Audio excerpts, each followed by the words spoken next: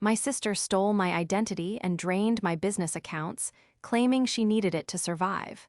My mother begged for mercy, but I was done. I didn't just call the police. I handed them 4K footage of her crime, ensuring she went to prison. This is where the story truly begins, and you won't want to miss what happens.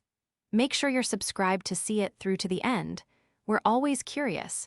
Where in the world are you all watching from today? Let us know in the comments. The migraine was a living thing.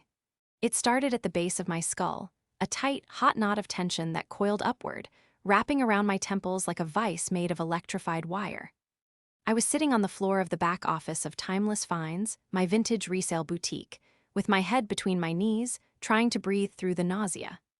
The room was spinning, a carousel of inventory lists, unpaid invoices, and the overwhelming scent of old leather and lavender that permeated everything I owned.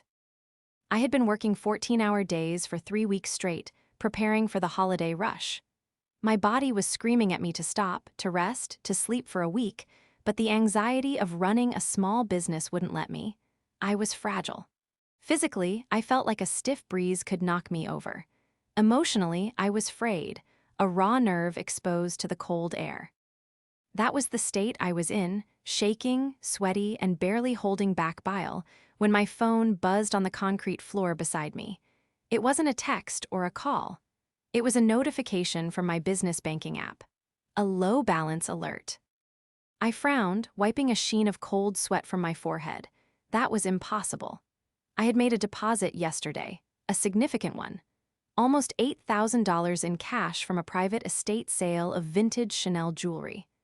I had personally counted the bills, banded them, and Nathan, my fiancé, had watched me lock the deposit bag in the floor safe before we left for the night. I hadn't made it to the bank yet this morning because of the migraine. I reached for the phone, my fingers trembling slightly. I logged in, squinting against the harsh light of the screen. The numbers didn't make sense. I blinked, waiting for the dizziness to pass, assuming my vision was blurring the decimal points. I refreshed the page. The balance remained the same, $142.50. The $8,000 wasn't there. But it wasn't just the cash that was missing from my ledger. There were 3 pending transfers that had been initiated in the last 2 hours. Transfers totaling $15,000 from my operating account to an external account I didn't recognize. The migraine vanished. Or rather, the pain was eclipsed by a sudden, icy shock that flooded my veins, freezing me in place. I scrambled up, ignoring the way the room tilted, and lunged for the floor safe hidden beneath the rug under my desk. My hands were shaking so badly I fumbled the combination twice.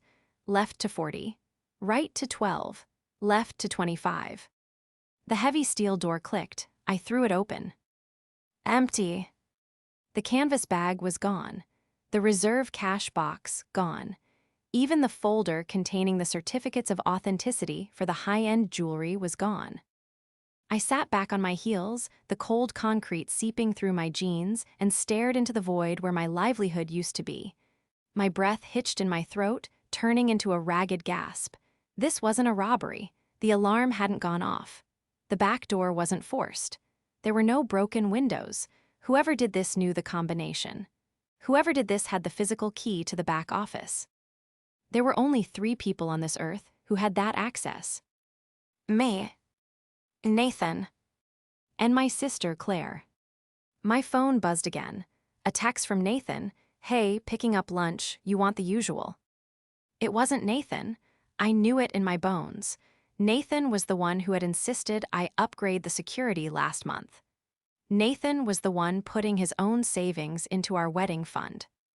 A second text came through, this one from Claire. Hey Aim, don't freak out, but I borrowed the car to run an errand. Be back soon. Love you. The car, my business debit card, was in the glove compartment. The realization hit me with the force of a physical blow to the stomach. The nausea returned, violent and immediate. I dry heaved, clutching the edge of the desk, tears pricking my eyes, not from sadness, but from a blinding, white-hot rage mixed with devastating heartbreak. She had done it. She had actually done it again. After everything I had done to help her, After I had opened my home to her when she had nowhere else to go, she had gutted me.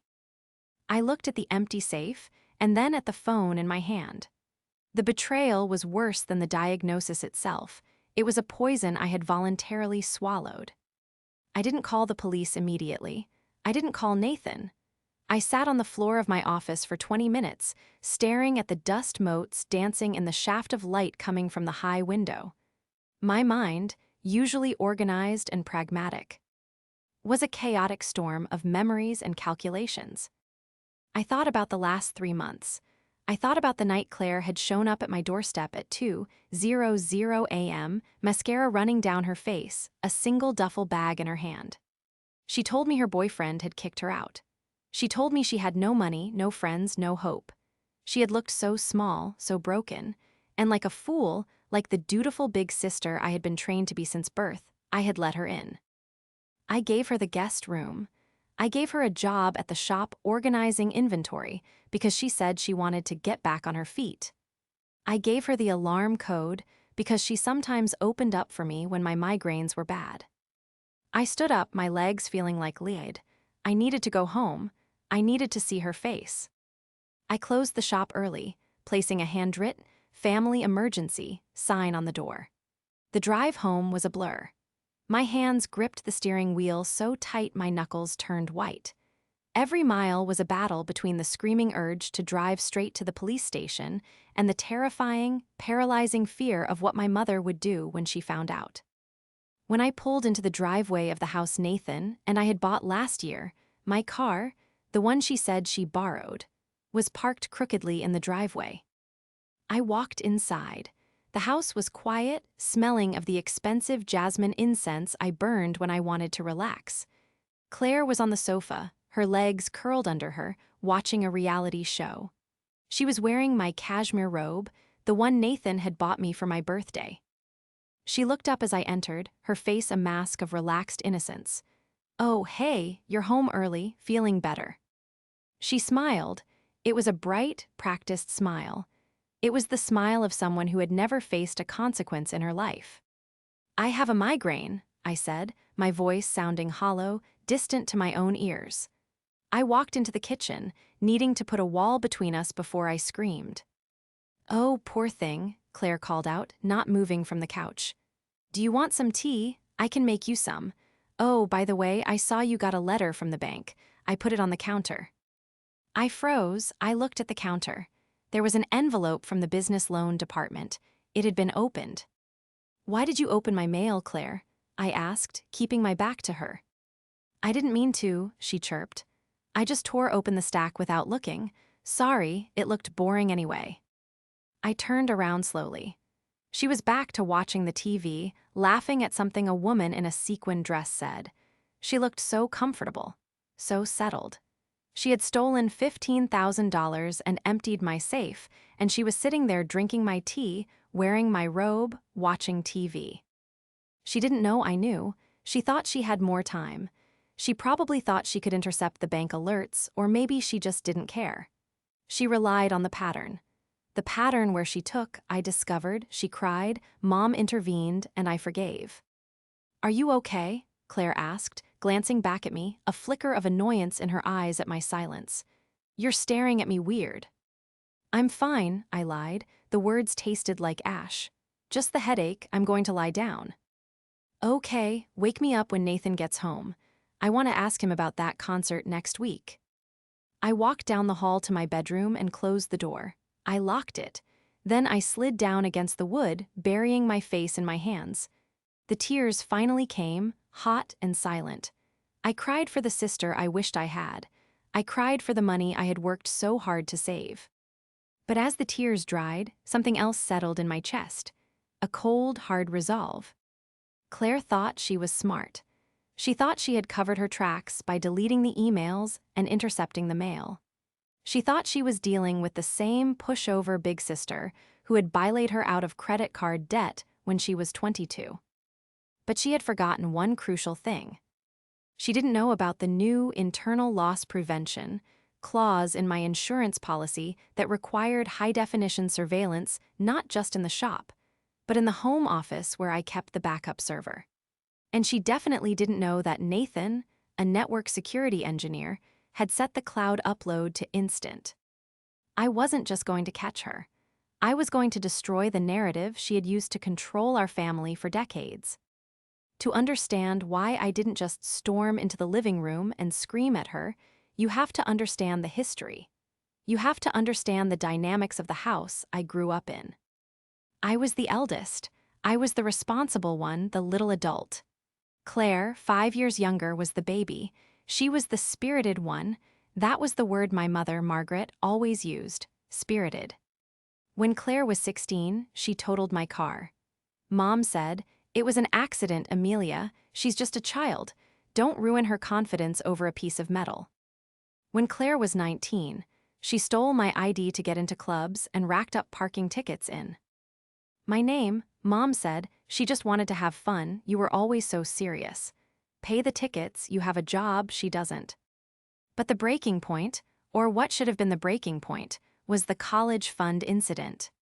I had been saving since I was 12, babysitting, dog walking, then working shifts at a diner. I had saved $8,000 for my tuition.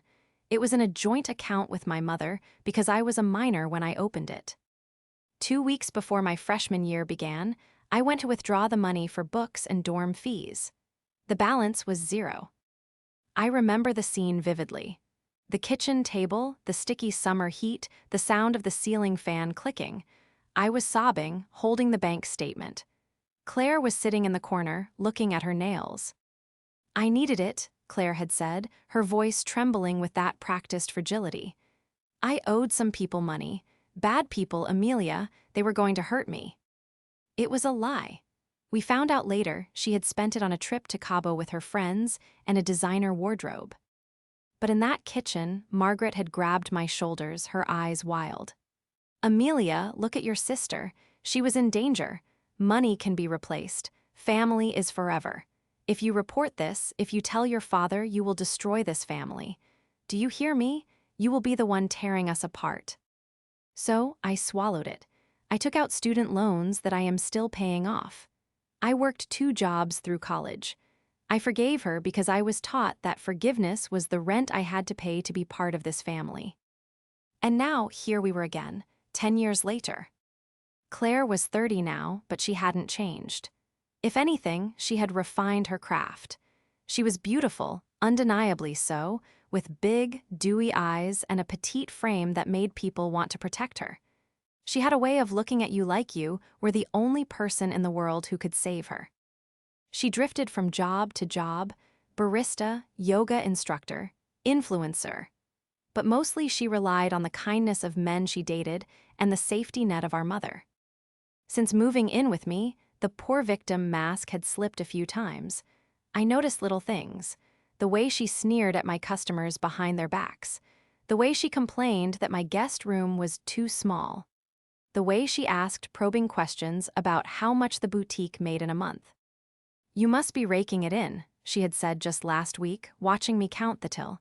"I mean, for old clothes, it's crazy what people pay." "It's a business, Claire. It has overhead," I had replied. Right, she had said, her eyes tracking the stack of 20s in my hand. "But you're the owner, you keep the rest, must be nice." I should have seen it then. The greed, the calculation. She didn't see my hard work, she only saw the result. She didn't see a business, she saw a piggy bank she could smash open whenever she wanted. I sat on my bed, the room darkening as the sun went down. My phone buzzed. It was a text from my mother. "Margaret, how is your sister settling in? I hope you're being patient with her. She's been through so much trauma. Be the bigger person, Amelia. She needs you." I stared at the screen. Be the bigger person. That phrase was etched into my tombstone. Trauma? Claire didn't have trauma. She had consequences she refused to face. And this time, the bad boyfriend she was running from was probably a landlord she hadn't paid or a credit card company she had defrauded. I wasn't going to be the bigger person this time. I was going to be the person who ended it. I stood up and wiped my face. I needed to act normal. I needed her to think she had gotten away with it for just a little longer. Because to make this stick, to make sure Margaret couldn't guilt-trip me into silence, to make sure the police took it seriously. I needed more than just missing cash. I needed undeniable, irrefutable proof of intent.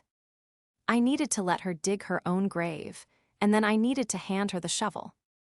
I waited until I heard the shower running in the guest bathroom down the hall before I moved. The sound of the water pipes groaning was my signal.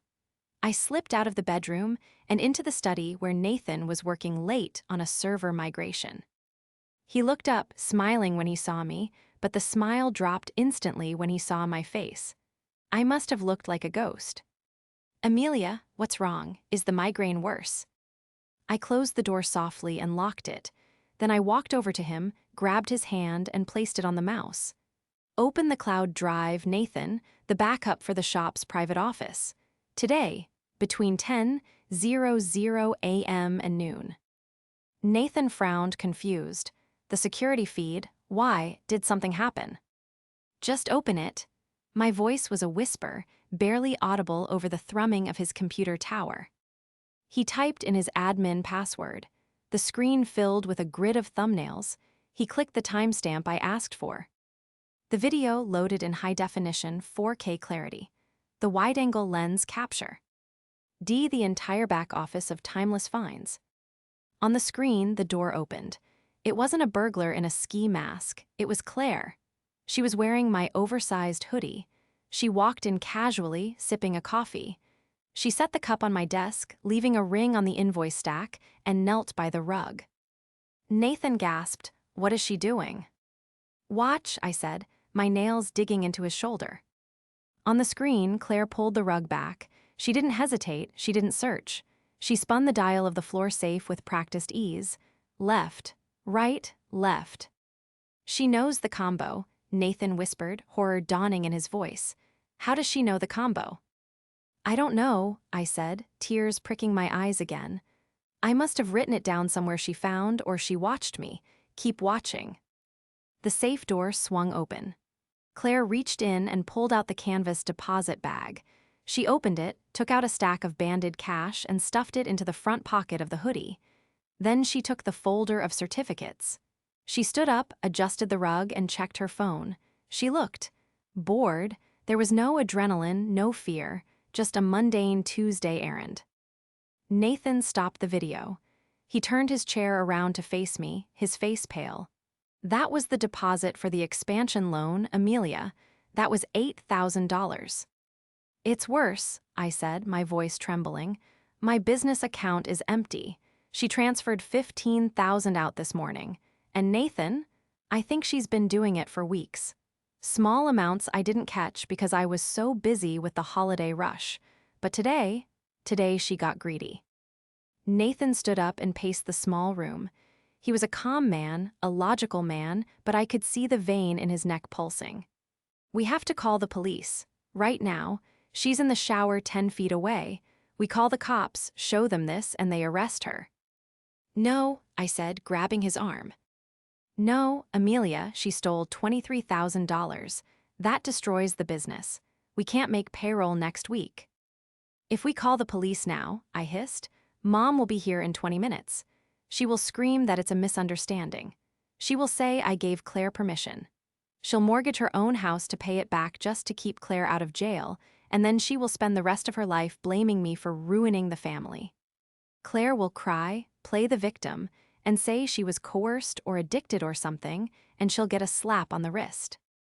I took a deep breath, the cold resolve from earlier returning, sharper this time. "I need more than theft," I said. "I need to prove she's a danger. I need to prove she's not just a troubled girl who made a mistake, but a criminal who is actively defrauding us. I need to make the case so watertight that even Mom can't bail her out." "So what do?" Nathan asked. "We act normal," I said. "We let her think she got away with it. And tomorrow, I go to see a forensic accountant and a lawyer. I'm going to audit everything.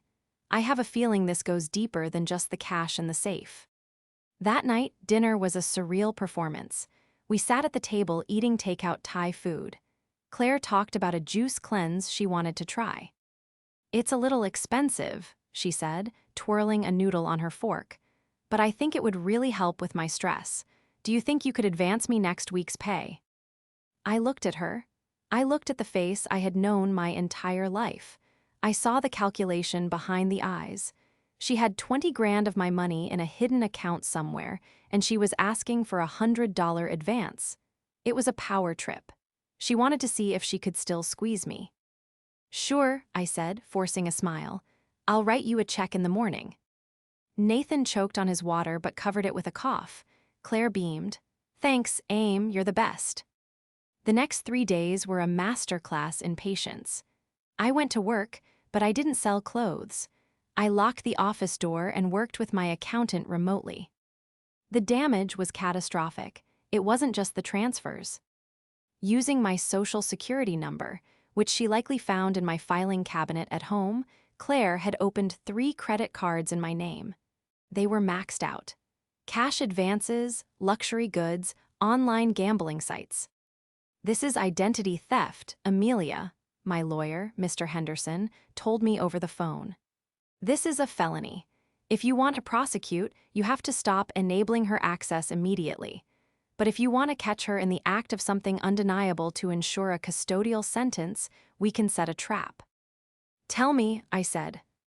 We need to prove she is knowingly intercepting your financial communications to cover her tracks. That shows malice and premeditation.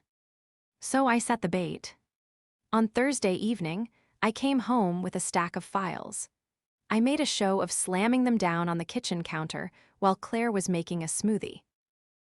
Disaster, I groaned, rubbing my temples. Claire looked up alert. What's wrong? My accountant. T found a huge discrepancy, I said, watching her reflection in the microwave door. She froze. The blender blade stopped whirring. Thousands of dollars missing. He thinks it's an external hack. He's bringing in a forensic auditor tomorrow morning to trace the IP addresses. Whoever did it is going to jail for a long time. I turned to look at her. Can you believe that? Someone hacking a small business like mine. Claire's face had gone the color of parchment. That's crazy, she stammered. Maybe it's just a mistake. Accountants make mistakes all the time. You shouldn't jump to conclusions. Oh no, I said breezily. He's sure. He said he can trace the exact location of the transfers. Anyway, I'm going to take a shower. I left the files on the counter. They were dummy files, printouts of nonsense code and old tax returns. But on top, I left a sticky note that read, "List of suspicious IPs to be subpoenaed." I went upstairs, but I didn't shower. I sat at the top of the landing, listening. It took 30 seconds. I heard the rustle of papers. Then, the frantic tapping of a phone screen. I walked down the stairs silently. Claire was frantic, shoving the papers back into the folder. She had her phone to her ear. I need you to move the money, she was whispering, her voice high and tight. No, now, she knows, she's bringing in an auditor. Who are you talking to, Claire? My voice boomed in the silent kitchen. Claire jumped nearly a foot in the air, dropping the phone. It clattered across the tile floor. She spun around, her eyes wide. Amelia, you scared me. I was talking to Mom. You were telling Mom to move the money? I asked, stepping into the kitchen. The money you stole. The mask dropped. The fragile victim vanished, replaced by the cornered animal. Her face twisted into a sneer. I didn't steal it, she snapped. I borrowed it. I was going to pay it back. You have so much, Amelia. You have the house, the business, the perfect fiancé. You don't know what it's like to have nothing. You have nothing because you refuse to work for anything. I yelled, the anger finally breaking through the calm facade. You stole my identity, Claire. You opened credit cards in my name. That's not borrowing. I needed it, she screamed back. And you owe me. You always thought you were better than me. Miss Perfect. Mom knows, by the way. I told her I took a little loan because I was in trouble, and she said it was fine. She said it was fine, I laughed, a harsh, bitter sound. Of course she did. So you can't do anything, Claire said, crossing her arms, regaining her confidence. Mom will tell you to drop it, and you will, because that's what you do. You fix things. Not this time, I said. I'm not fixing this, and you're leaving, now. I'm not going anywhere, she scoffed. This is my home too, Mom said. I don't care what Mom said. I slammed my hand on the counter. Get out. The front door opened. Nathan walked in, looking from me to Claire. He sensed the energy immediately. He didn't ask questions. He walked to my side and crossed his arms. You heard her, Claire, Nathan said, his voice deep and final. Pack a bag. Claire looked at Nathan, then at me. She realized her charm wasn't working on him. She snatched her phone off the floor. Fine, I'll leave, but you're going to regret this, Amelia. You're treating your own sister like a criminal. You are a criminal, I said softly. She stormed out, slamming the door so hard the windows rattled. I looked at Nathan. She's going straight to Mom's. I know, Nathan said. And she's going to lie, I added. I know, he repeated, but we have the video. We need more, I said, shaking my head. She was on the phone with someone else. Move the money, she said. She has an accomplice. I need to know who she's working with before we go to the police. If the money disappears, I never get it back. The silence of the house after Claire left was heavy, but it didn't last long. The next morning, Saturday, the storm arrived. I was at the kitchen table with Nathan, reviewing the credit card statements I had finally gained access to when Margaret's SUV screeched into the driveway. She didn't knock. She used her spare key, a mistake I intended to rectify immediately, and marched in. Claire was trailing behind her, looking tear-stained and tragic, wearing sweatpants that were deliberately too big to make her look smaller. How could you? Margaret began, her voice trembling with theatrical rage. She threw her purse on the sofa. Throwing your sister out on the street in the middle of the night? Have you lost your mind, Amelia? She stole $23,000, Mom, I said, not standing up. I kept my voice calm, contrasting her hysteria. And she committed identity fraud. Oh, stop using those legal words. Margaret waved her hand dismissively. She explained it to me. She was in a bind, a miscue. Ender standing with a vendor. She intended to pay it back. She's your sister, you have a business, you can absorb the loss. She has nothing. I stared at my mother. It was like looking at a distorted mirror. She truly believed that my success was community property to be harvested by the family failures. I can't absorb the loss, Mom, I said. That was the loan for the expansion, that was payroll, but that's not the point. She didn't borrow it. She broke into my safe. Because she was scared to ask you, Margaret shouted. Because you're always so judgmental. Look at her. She's a wreck. She needs support, not judgment. Now you are going to apologize, let her move back in, and we will work out a payment plan. $10 a week if that's what it takes.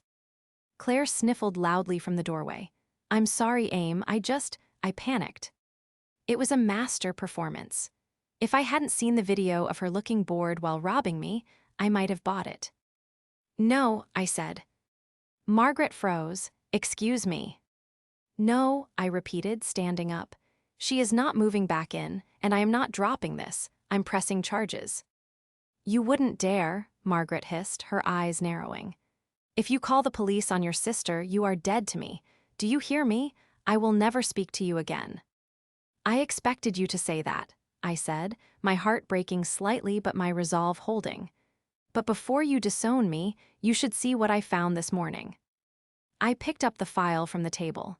Nathan stood up, ready to intervene if things got physical. While Claire was panicking and borrowing money, I said, opening the folder, she wasn't paying off a debt. I traced the transfers. I hadn't just relied on the fake audit. I had actually hired a private investigator the day before, a contact of Nathan's. He had worked fast. The money didn't go to a loan shark, Mom. It went to an account held by a man named Jason Thorne. Claire stopped sniffling, her head snapped up. Who is Jason Thorne? Margaret asked, confused. He's her boyfriend, I said, looking directly at Claire. The abusive ex she was running from. They're currently booking a 3-week vacation to Bali. The flight was paid for with my business Amex yesterday morning. I pulled out a printed itinerary. First class, $4,000 per ticket. Margaret looked at the paper. She looked at Claire. Claire, you said it was for medical bills. She lied, Mom, I said relentlessly. She stole from me to fund a luxury trip with the guy she told us was beating her. Claire's face twisted. You stalked me, you're crazy. I investigated you, I corrected, and I found something else. I dropped the second bombshell. This was the one that would ensure the prison sentence. I found the forged power of attorney, I said. You tried to sign the deed of this house over to yourself, didn't you? You sent the notary request to your email, but you used my laptop. The room went dead silent. Attempting to steal cash was one thing. Attempting to steal a house, real estate fraud, was a different universe of crime. I didn't, Claire stammered, backing away. It's in the draft folder, Claire, Nathan spoke up, his voice cold. And we have the IP logs proving it came from your phone. Margaret sank onto the sofa. She looked older suddenly. The narrative she had built, the one where Claire was a helpless victim and I was the mean, rich sister, was crumbling under the weight of facts. She tried to steal the house, Margaret whispered. She tried to steal everything, I said, and she would have left us with nothing. She would have let us go bankrupt and lose our home, and she would be laughing in Bali. I looked at my sister. There was no remorse in her eyes, only hatred. She hated me because I had caught her. Get out, I said to Claire. You have 1 hour to get your things from the garage. After that, I'm changing the locks. And Mom, if you take her side on this, if you give her 1 dime, you're an accessory. You can't prove any of this in court, Claire shrieked. It's all circumstantial. It's my word against yours. I smiled. It was a cold, dangerous smile. Actually, I said, walking over to the TV in the living room, I was hoping you'd say that. I picked up the remote. Nathan cast the footage. The massive 65-inch screen in our living room, usually reserved for movie nights and lazy Sundays, flickered to life. The 4K resolution was unforgiving. It captured every dust mote, every stray hair, and most importantly, every nuance of my sister's expression. Nathan, turn it off, Claire shrieked, lunging toward the coffee table to grab the remote. Nathan didn't even flinch. He simply stepped between her and the television, his broad frame forming an immovable wall. Sit down, Claire, he said, his voice dropping an octave, rumbling with a suppressed anger I rarely heard. On the screen, the timestamp read Tuesday, 10:14 a.m. TH. Angle was perfect. It showed the back office of timeless finds in vivid detail. We watched as the digital version of Claire strolled into the frame. In the living room, the real Claire went rigid. Margaret, sitting on the edge of the sofa, put a hand to her mouth. I don't understand, Mom whispered, her voice trembling. What is this? Just watch, I said, my arms crossed, leaning against the doorframe. Watch your panicked daughter. On the screen, Claire wasn't panicked. She looked bored. She was humming. We could hear the faint, off-key melody through the surround sound speakers. She set her coffee down on my desk, right on top of a stack of vintage lace I had been cataloging, leaving a wet ring. Then she pulled her phone out. She dialed a number and put it on speaker as she knelt by the rug. Hey babe, the voice on the recording said. It was unmistakable. It was Jason, the abusive ex. Hey, Video Claire replied, flipping the rug back with one hand. I'm at the shop. The bitch is out dealing with a headache or something. It's too easy. In the living room, Margaret gasped. The sound was like a physical puncture wound. She looked at Claire, eyes wide with shock. You called your sister? That. Claire didn't answer. She was staring at the screen, her face drained of all color, her mouth opening and closing like a fish out of water. On the screen, the safe door swung open. Claire laughed as she reached in. Jackpot, the deposit bag is here, looks fat. Nice, Jason's voice crackled. Grab the certs too. I have a buyer for the Chanel pieces in the city. We can fence them by Friday. Way ahead of you, Claire said. She stuffed the cash into her hoodie, then grabbed the folder. Then, and this was the moment that sealed her fate, She looked directly at the hidden camera lens, not seeing it, but checking her reflection in the glass of a framed poster next to it. She fixed her hair. She smirked. "We are going to live like kings in Bali, baby," she said to the phone. "And the best part, Mom will make her forgive me. She always does. I'll cry a little, say I was desperate, and Amelia will just roll over. She's so pathetic." The video ended. The screen went black. The silence that followed was heavier than anything I had ever experienced. It was a suffocating, dense silence that pressed against my eardrums. Margaret slowly turned her head toward Claire. Her face was unrecognizable. The soft, enabling mother I had known for 30 years was gone. In her place was a woman who looked like she had been slapped across the face with a brick. "Pathetic," Margaret whispered. The word hung in the air. "Mom, it's edited," Claire stammered, backing away toward the hallway. "They manipulated the audio. That's AI. You know how good computers are now." "Stop it," I said. My voice was quiet, but it cut through her lies like a razor. "Just stop lying. For once in your life, own what you did." "You set me up," Claire screamed, pointing a shaking finger at me. "You left the safe code out. You wanted me to take it. This is entrapment." "I didn't leave the code out," I said. "You watched me enter it weeks ago. I saw you on the older footage practicing the combination when the shop was closed. You planned this for a month." "Mom," Claire turned to Margaret, tears streaming down her face. Real tears this time, tears of terror. "Please, you can't let them do this. They're trying to ruin me." Margaret stood up.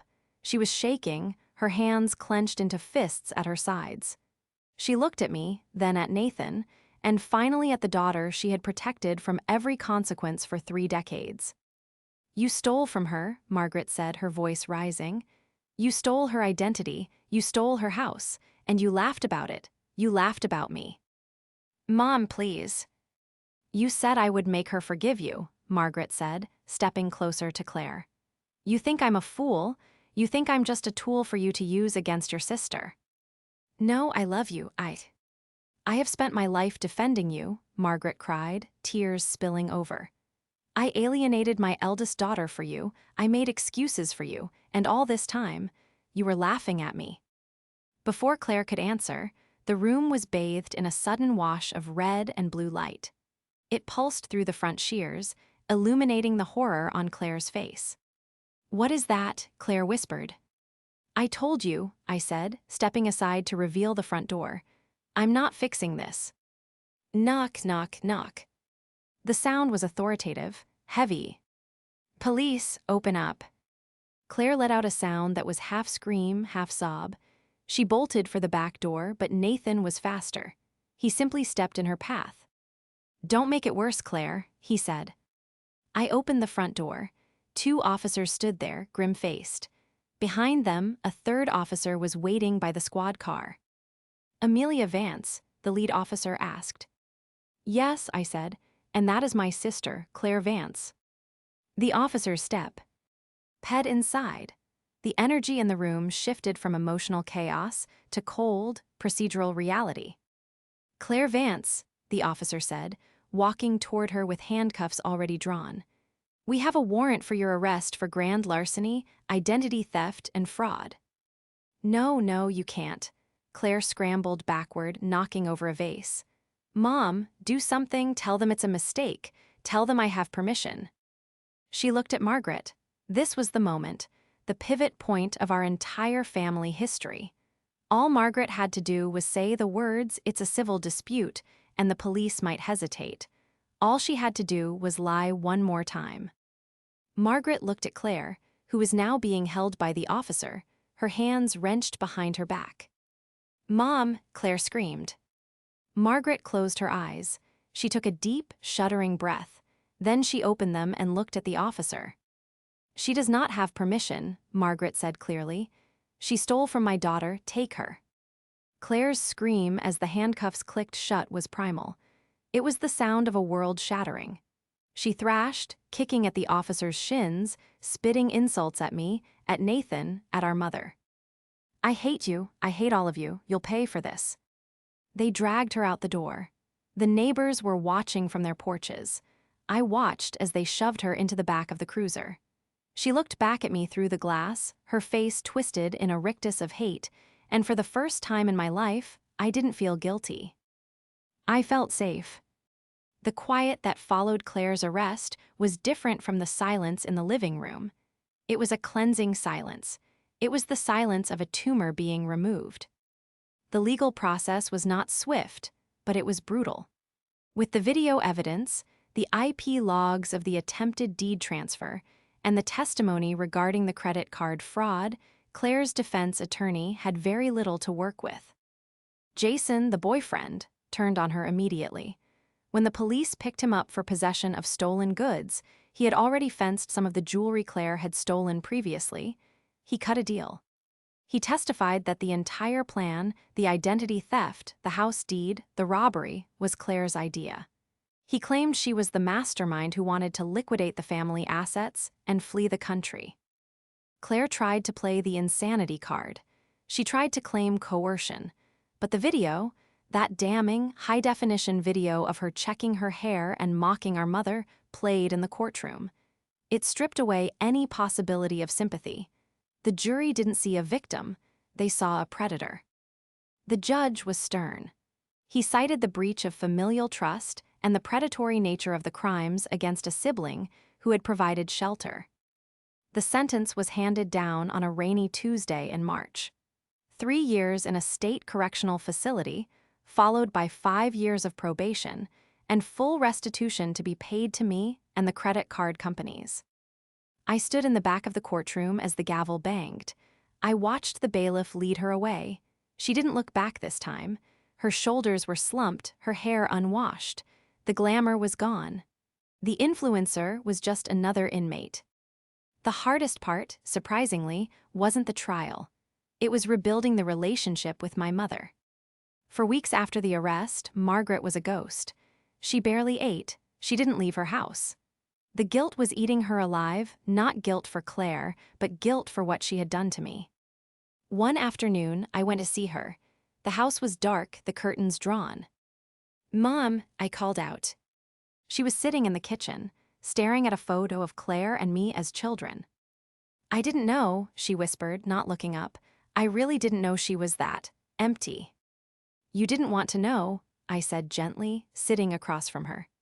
"You wanted everyone to be happy, so you sacrificed my happiness to buy hers.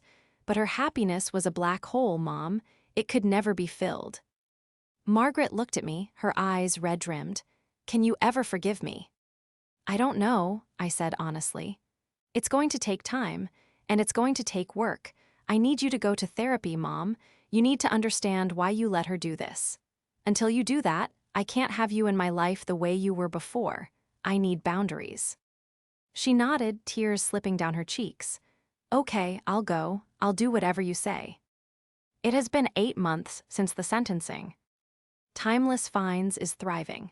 The insurance claim covered the stolen cash and the inventory, and with the new security protocols Nathan installed, I sleep soundly at night. We are getting married next spring. We decided not to invite any extended family, just close friends and the people who actually stood by us when the fire was burning. I visit Margaret once a week. She is in therapy and she is trying. She talks less about Claire and more about herself, about her own fears of abandonment that led her to enable a monster. It's a slow process, but for the F. First time our relationship feels real, not performed. I haven't visited Claire in prison. I don't plan to. Sometimes, late at night, I think about the girl she used to be. The little sister I held when she scraped her knee. But then I remember the look on her face in that video, the smirk, the boredom, the absolute lack of love. I saved myself, I saved my future, and in a way, I saved my mother too. Forgiveness is a virtue, they say. But sometimes, justice is the only way to truly heal.